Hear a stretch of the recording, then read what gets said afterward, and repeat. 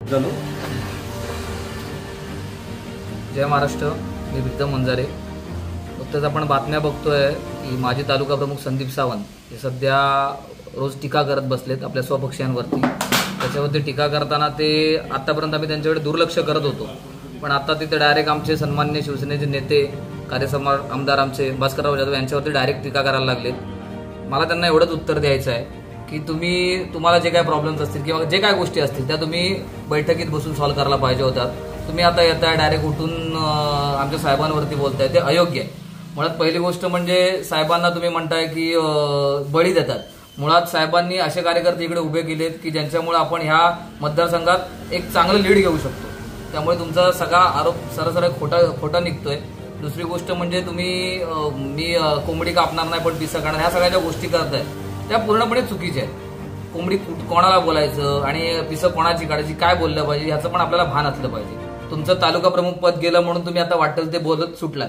तुमचं तालुका प्रमुख गेल्यानंतर जसं तुम्हाला तालुका प्रमुख पद भेटलं त्यावेळेला सुद्धा कोणाला तरी शब्द दिला गेला होता, त्यांनाही त्यावेळेला वाईट वाटलं, पण पक्षासाठी म्हणून ते शांत बसले. आज तुम्ही सांगताय की मी कट्टर शिवसैनिक आहे, शिवसेनेत राहूनच मी ह्याला विरोध करणार, हे सरासर चुकीचं आहे.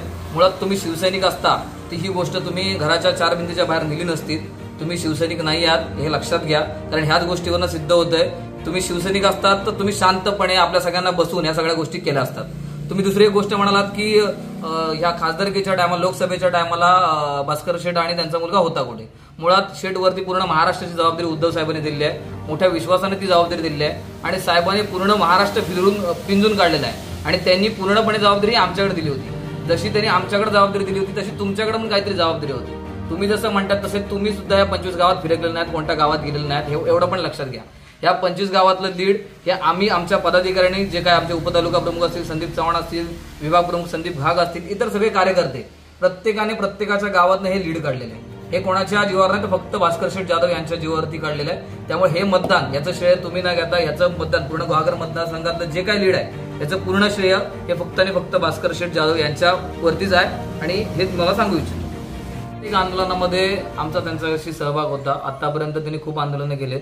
माझ्या मते सगळ्या आंदोलनांमध्ये मिळून आता पक्षाच्या हिशोबाने बघितलं तर माझ्यावरती 8 केसेस आहेत.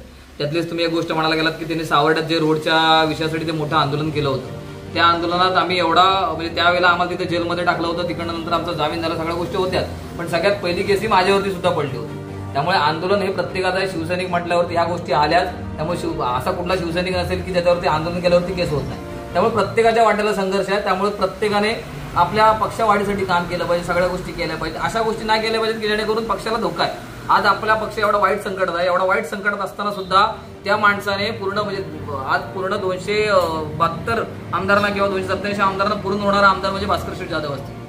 एकमेव आमदार पूर्ण होतो सगळ्यांना. आणि अशा माणसाबद्दल तुम्ही आज असं बोलताय, त्यांच्या मतदारसंघात बोलताय, ते अत्यंत चुकीचं आहे. आज तुम्हाला एवढंच सांगू इच्छितो की जे काय असेल त्या गोष्टी तुम्ही शांततेने घ्या.